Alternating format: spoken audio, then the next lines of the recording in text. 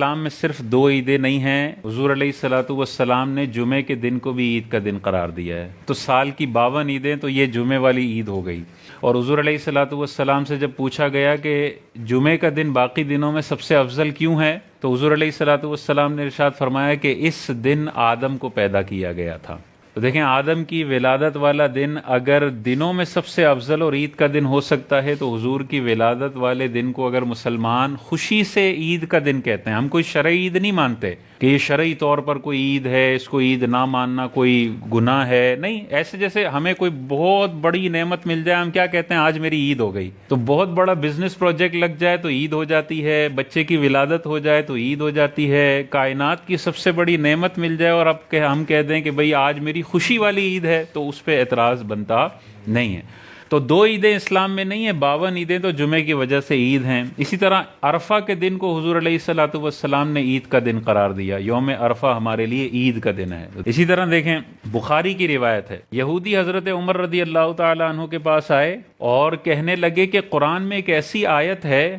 اگر وہ ہم یہودیوں پر اترتی تو اس دن کو ہم عید کا دن کے طور پر مناتے۔ حضرت عمر نے پوچھا کون سی آیت ہے، تو اس یہودی نے کہا الیوم اکملت لکم دینکم، کہ آج کے دن ہم نے تمہارا دین تم پر مکمل کر دیا۔ اگر یہ آیت ہم پر نازل ہوتی تو ہم اس کو عید کے طور پر مناتے۔ حضرت عمر نے ارشاد فرمایا مجھے یاد ہے یہ آیت کس دن نازل ہوئی، یہ جمعے کے دن نازل ہوئی اور حضور یوم عرفہ والے دن موجود تھے وہاں پر۔ یعنی حضرت عمر کا کہنے کا مطلب یہ تھا کہ تم اسے عید کا دن کہہ رہے ہو، یہ نازل ہی اس دن ہوئی ہے جس دن اللہ تعالیٰ نے ہمیں دو عیدیں عطا فرمائی ہیں، جمعے کا دن بھی عید اور یوم عرفہ بھی عید۔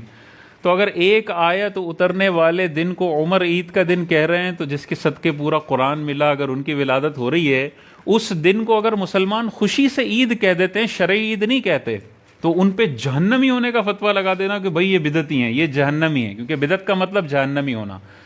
بہت زیادہ ایکسٹریم ہے۔ اسی طرح دیکھیں، قرآن مجید میں ہے،